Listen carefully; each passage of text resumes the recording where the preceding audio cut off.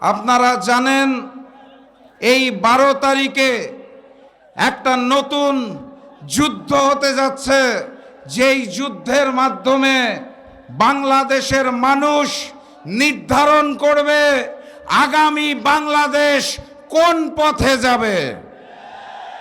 সেই মানবিক বাংলাদেশ গড়ার জন্য ডাক্তার শফিকুর রহমানের নেতৃত্বে আমরা 11টি দল যখন ঐক্যবদ্ধ হয়েছি, যখন এক হয়েছি, তখন প্রতিপক্ষ হিসেবে আমরা দেখতে পেয়েছি ভারতের সামনে দস্তখত করে লন্ডন থেকে আসা এক মুফতির নেতৃত্বে বামপন্থী বিএনপি।